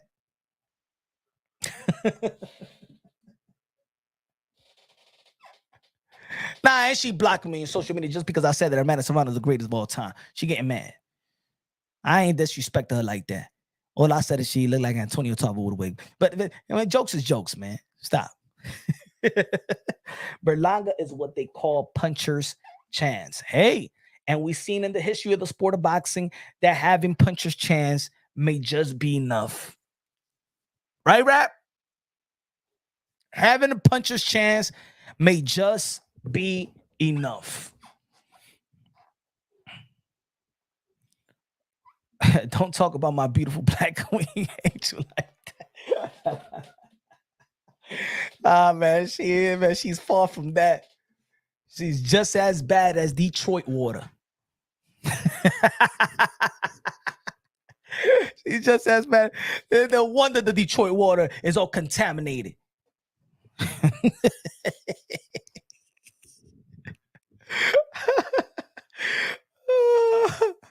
That's what I'm talking about. Joaquin Serrano is the real. She's the real GWO. But y'all gonna be highly surprised. All right, what's the hit? What is the hit? How much will his legacy take a hit if he loses to Edgar Berlanga? Did it take? Look at all the upsets. Who is better for you, Zab Judah or Baldomir? Overall, did it hurt Zab Judah's legacy?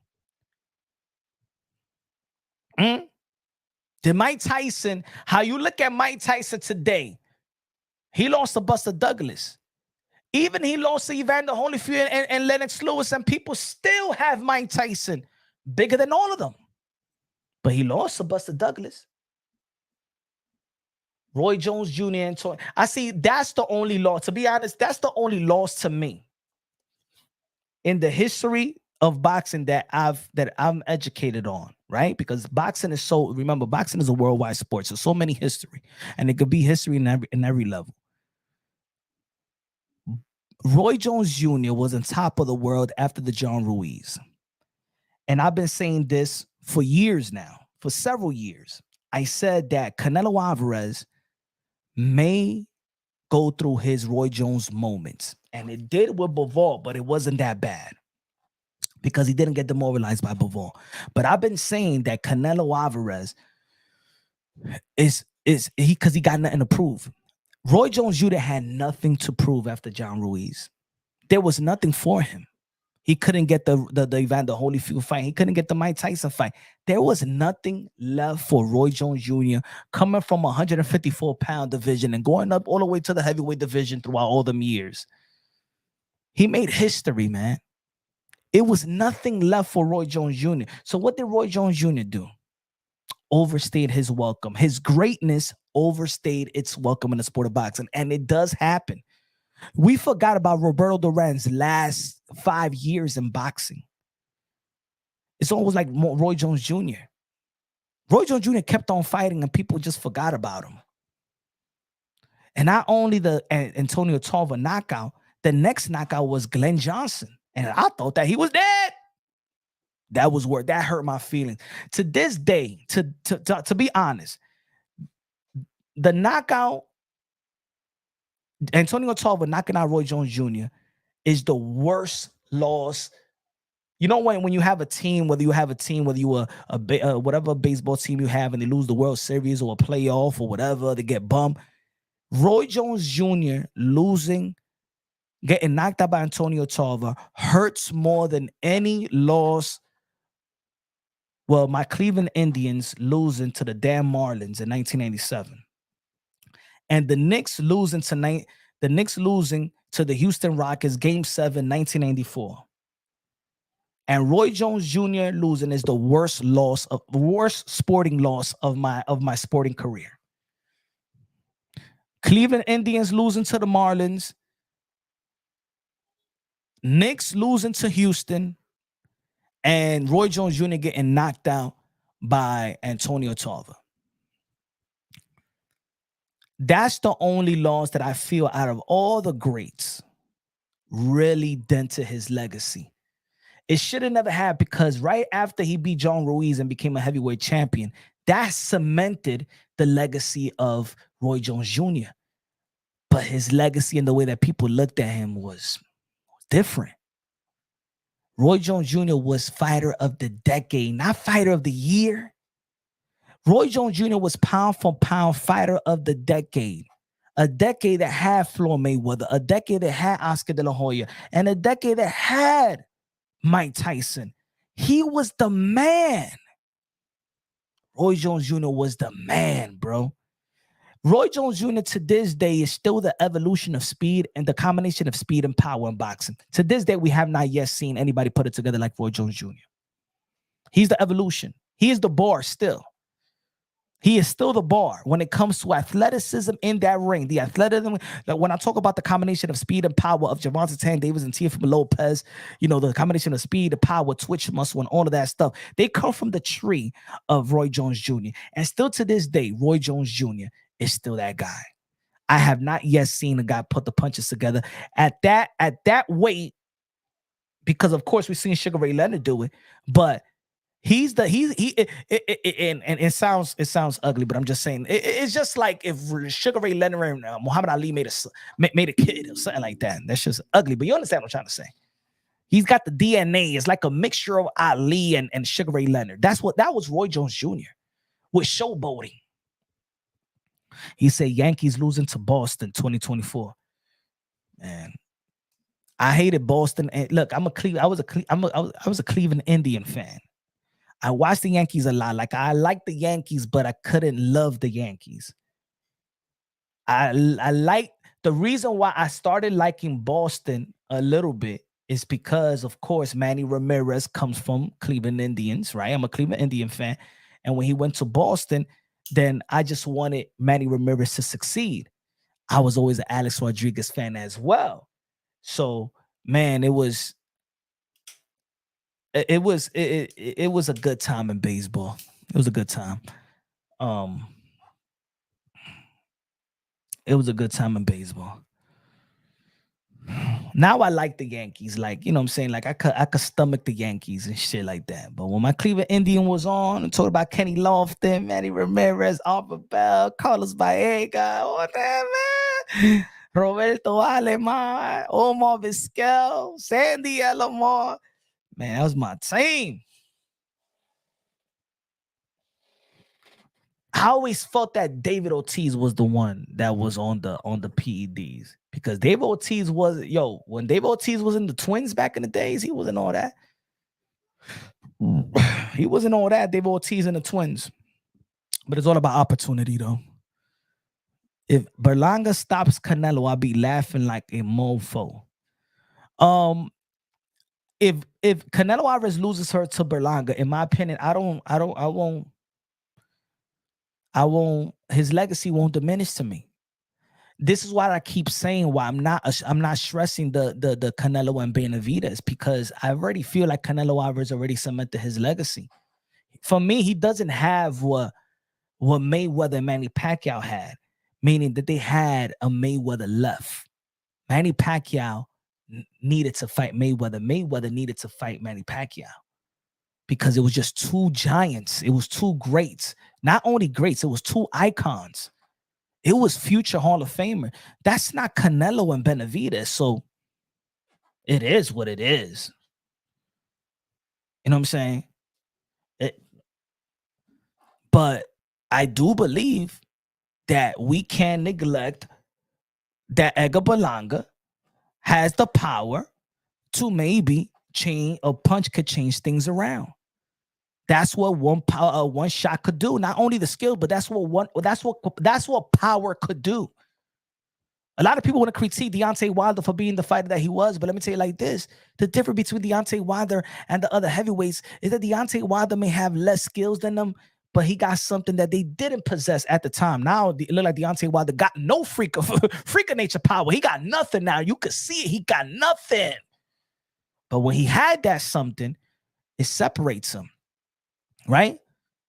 Jason said Manny Ramirez was no joke in Boston. He was no joke in the Indians, in Boston, in LA. Everywhere he go, he was the man. DT3 Boxing said he has a puncher's chance in boxing. I believe he got a puncher's chance. You know what I'm saying? I'm not going to neglect that. And let's talk about Canelo Alvarez. Have Canelo Alvarez declined? And I said this, I've been saying this for quite some time.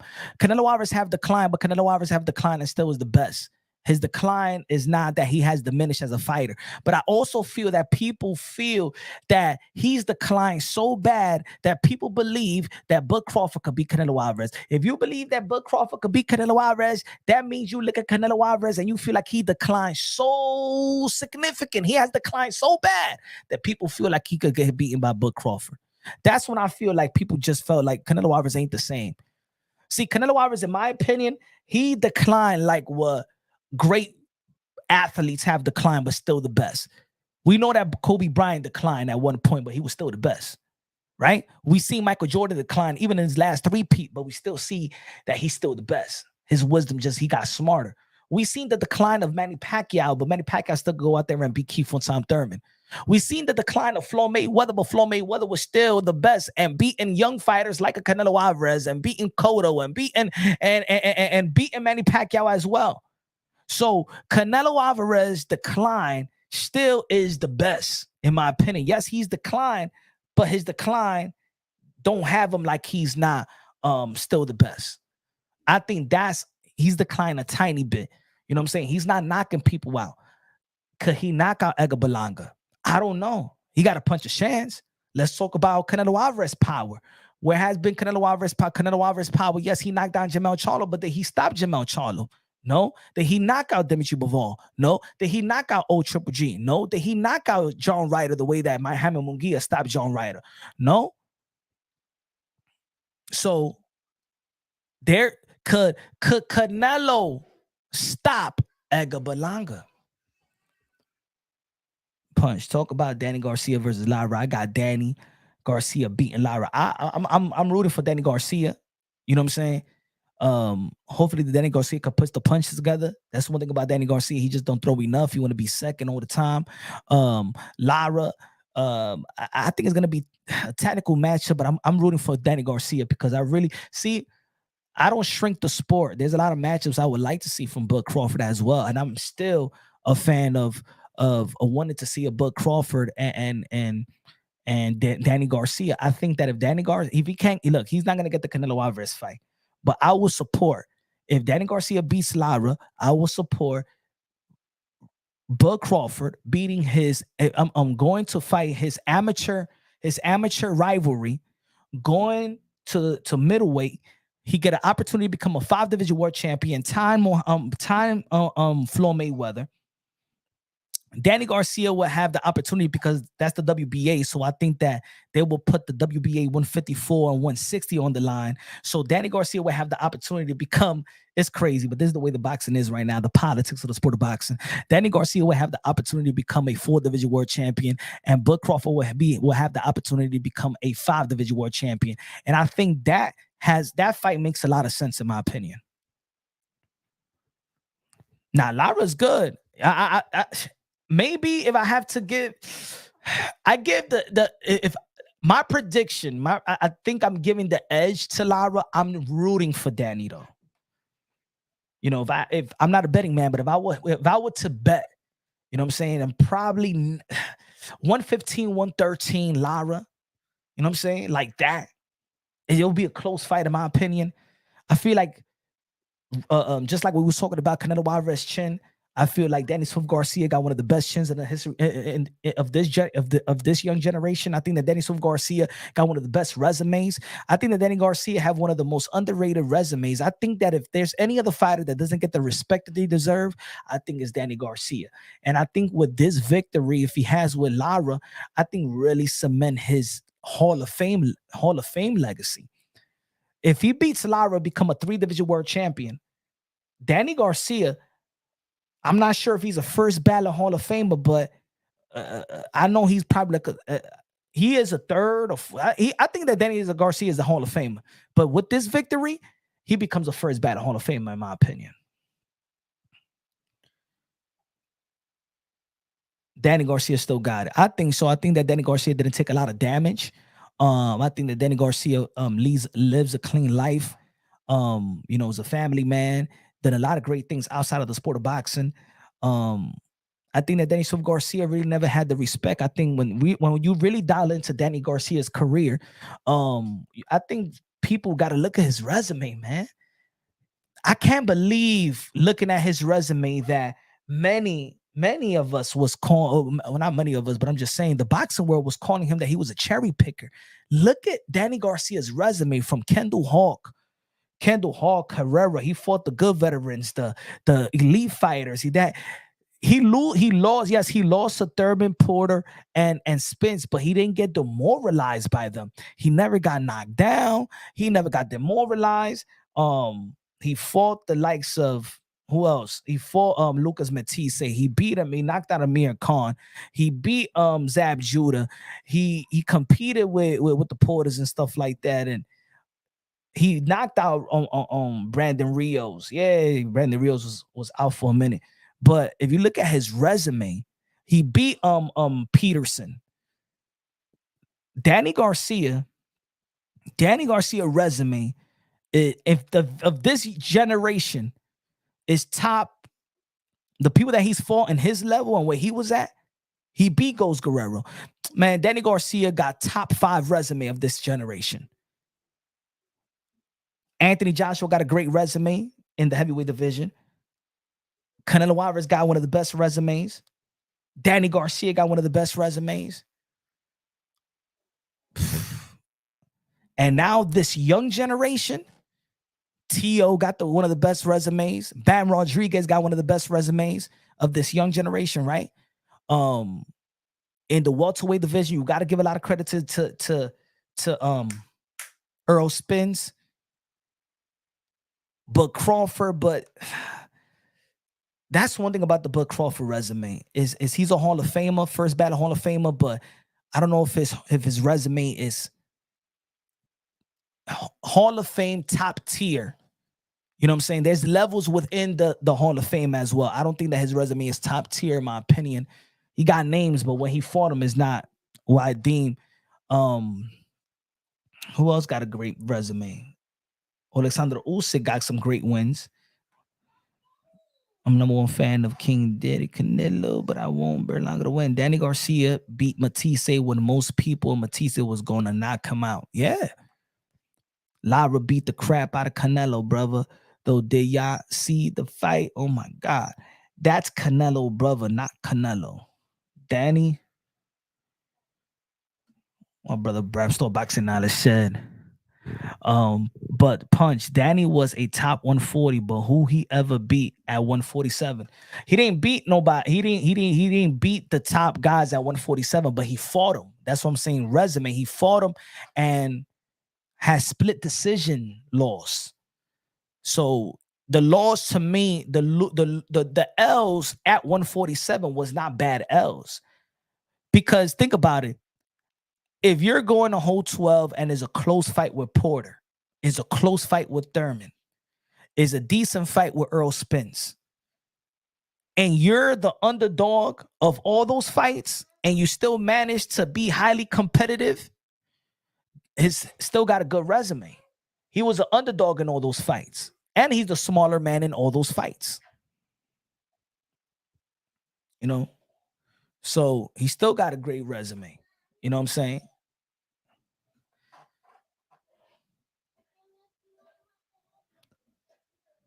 Jedi in the building was good, man. Teofimo Lopez can't be so great, but needs make better decisions. He's young enough, you know what I'm saying? I think that he's gonna make. I think he's already making great decisions right now, working out and being in camp with Canelo Alvarez. You know what I'm saying? That's something that's when you see that it's somebody that he's hungry right now. He could be on vacation. He gonna be on vacation, spending his money and stuff like that. He's voluntarily in camp with Canelo Alvarez. That means it's a guy that's searching to be great. He wants to be good, and he's working hard out there, bro. So he's making the right decisions. You know, I think that when it comes to Tio, and I said this yesterday, is he don't got an entourage. He never had this hype train. He didn't come up with the hype train with the entourage with a bunch of co-signers. He didn't get his credit, or he get his when people was talking about him, his hype, because Floyd Mayweather said that Tio was hot, or Oscar De La Hoya said, well, Tio is good. He made it straight from the mud. Like, everybody has some jump start. Gervonta Tank Davis had a jump start. You know Gervonta Tank Davis because a lot of people know about Gervonta Tank Davis because of Floyd Mayweather. You know about Devin Haney because of Floyd Mayweather. Ryan Garcia got his ish because of Oscar, that he signed with Oscar De La Hoya and Golden Boy Promotions. Canelo Alvarez got his upsides, even, you know what I'm saying? Yeah, a lot of people knew him in Mexico, but when he signed with Golden Boy Promotions, Teofimo Lopez ain't had none of that. He ain't had no hype. He didn't have, this is going to be the next guy. He didn't have that. Shakur Stevenson had the Andre Wars and the Andre Wars, the Bud Crawford. These guys have guys that are co-signers that introduce, outside of course, what Shakur Stevenson did in the Olympics. Tio don't have no co-signer. He still don't got no co-signers. That's the difference. You know, he's not really a groupie guy in the sport of boxing. He's not a groupie like a lot of these fighters. And I'm not saying that in a bad sense. I just feel like in boxing they got their little clique. You know, a lot of people want to know, still probably right now want to know who Diego Pacheco was if it wasn't for him really signing with David Benavidez, and now we're looking at David Benavidez, you're looking at Pacheco now. You know, I think that's the difference. So I think that, you know, him being with Canelo Alvarez is helping. I think it helps his profile, helps him reach a certain audience that haven't tapped into the Teofimo Lopez brand. I think that it works for Canelo Promotions, because of course he's still got a promotional company, so it does help Canelo promotion. I think that Teofimo Lopez brings sense to the table for Team Canelo, and Team Canelo brings sense for the table for the takeover Teofimo Lopez. I think that is a great assessment. Not assessment, I think is a great collaboration, in my opinion, a great partnership if they get together and really put it on pen and paper and establish something that is legit. I think, look, every time that Tio is with Canelo and every time Canelo is with Tio, it sends a storm in the sport of boxing. A lot of people just like that collaboration. Even their haters be like, yo, dang, Canelo and Tio. Every time Tio is with Canelo Alvarez, every time Canelo Alvarez is with Tio, it sends a wave in the sport of boxing. And people always imagine Eddie Reynoso in the corner alongside with Senior and T. Wow. Imagine Tio with Canelo. Wow. It's always, look, people forgot about Diego Pacheco fight, and everybody was in boxing was talking about Canelo Alvarez and Teofimo Lopez throughout the weekend. People forgot about the Diego Pacheco fight. More people was into watching what Teofimo Lopez was doing with Canelo Alvarez in the gym.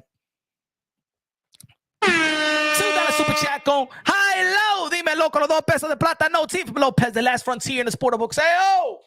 Gracias de lo mío. Dave versus David could be fireworks. Yes, I like David Morrell. David Benavidez is going to be a good fight.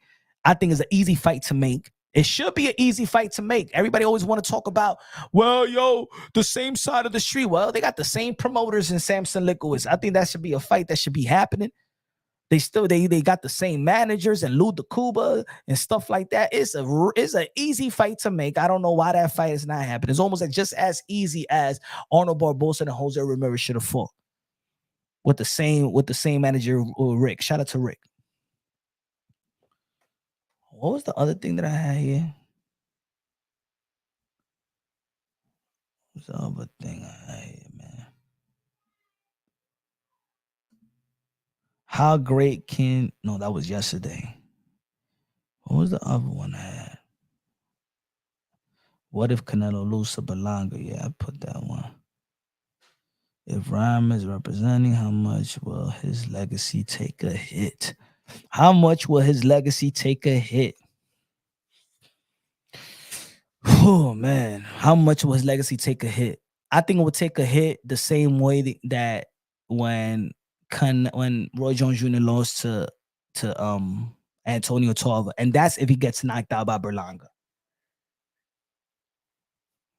I think right now, Canelo Alvarez got so much pressure for the fans to deliver, but he's been delivering. You know what I'm saying?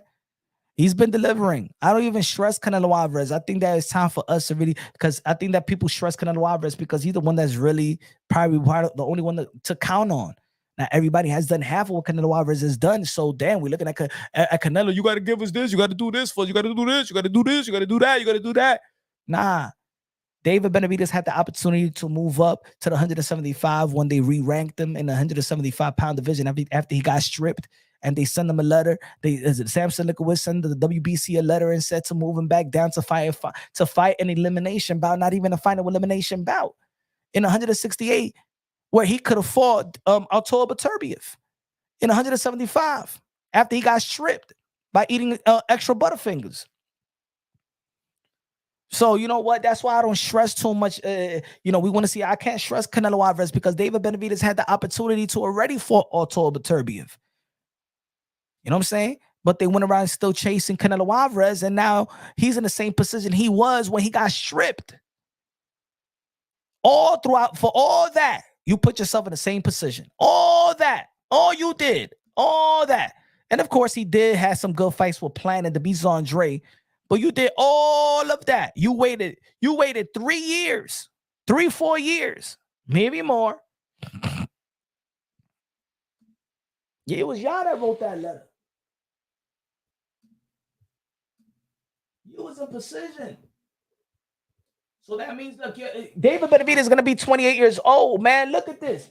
This 23-year-old warrior, proud. You was in precision almost 5 years ago, 4 years ago, bro. 4 or 5 years ago, you was in precision to get a October Turbia fight. You in the same position now, just chasing Canelo Alvarez. So no, I don't feel sorry for David Benavidez. I'm sorry, folks. Now, I don't feel sorry for David Benavidez. The WBC did you a favor. You got stripped, and they put you as the #1 mandatory for October Turbiev, and you wrote them a love letter and say, no. So, what you say, Mauricio Surma? No. Here's, I want to write you something. I'm writing this regarding my fighter, now former 2-time WBC super middleweight champion, La Bandera Roja. At the time, he wasn't even the Mexican monster. First, let me explain. Well, let me say that while Team David Benavidez appreciates your generous decision to install David at the #1 light heavyweight in your latest ranking, bro. He was in mandatory position to face October Turbiev at the age of 23. I'm not going to shame no damn Canelo Alvarez. Nah, man. You could have created your legacy. You could have carved your own legacy. You was waiting for Canelo. Now people want to be mad at Canelo Alvarez. Nah, man, this guy got to carve his own legacy, man. What the hell is out? What's up with us, man? Alexandre con los 2 pesos de Super Chari Parique me dice. Punch is not a boxing show. It's a mad show.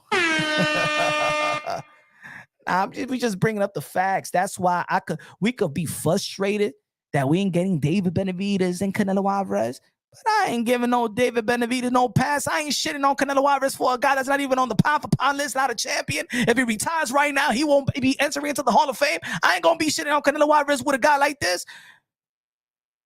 How about if you go to school, you get your degree and stuff like that. You got your master's degree. You working, taking care of your family, got nice and own property, and then I'm dissing you with a bum in the street and stuff like that, saying you haven't done enough. Nah, man. No, I'm not going to shame Canelo Alvarez for David Benavidez. I could be disappointed as a fan that I'm not getting what I want because I'm a fan and I, the consumer, and I pay to see what I want to see. Nah, man, if Boo Boo would have won, Canelo would have got cursed for life by fans. See, but the thing is, at least with Boo Boo, in 160, he had the last strap. It was an undisputed. That's why I wanted to see the fight, because it was an undisputed matchup. See, Boo Boo was in right position. David Benavidez was in position as a champion. He lost that position because of his unprofessionalism. The same unprofessionalism that we shit on Ryan Garcia. Ryan was unprofessional. Well, you know what? David Benavidez was unprofessional, not only one, but twice. David Benavidez, Canelo Alvarez would have had to go through David Benavidez if he wouldn't have become an undisputed in the 168-pound division. David Benavidez dropped the ball. And the thing is, people want Canelo Alvarez to pick it up. People want Canelo Alvarez to clean up David Benavidez's mess. And Canelo Alvarez is saying, he don't do nothing for me, legacy-wise. For you as a viewer, yes. For us, for our entertainment purposes, yes. But in reality, does nothing for his legacy. The same thing Canelo Alvarez wins by beating Edgar Berlanga is the same thing he's going to get by beating David Benavidez. Nothing. The same thing that Canelo Alvarez got for beating Jaime Munguia is the same thing he's going to get by beating David Benavidez. Nothing. Well, we think the illusion is that David Benavidez is going to give Canelo Alvarez the best challenging of his whole career. Yeah, we thought that Earl Spence was going to do that for Bud. Let's stop breaking our heads and stop disrespecting and shaming other fighters, because what we predict is not going to turn out to be like that. Come on, man. We come from the same era that we was losing our minds. Yo, Floyd Mayweather better fight Pacquiao. Pacquiao better fight Floyd. It's the fight of the century. It's the fight that need to happen, man. We haven't had this fight a year, 2 years, 3 years, 4 years. It's been 7 damn years. We want Mayweather. We want Pacquiao, Mayweather. Come on.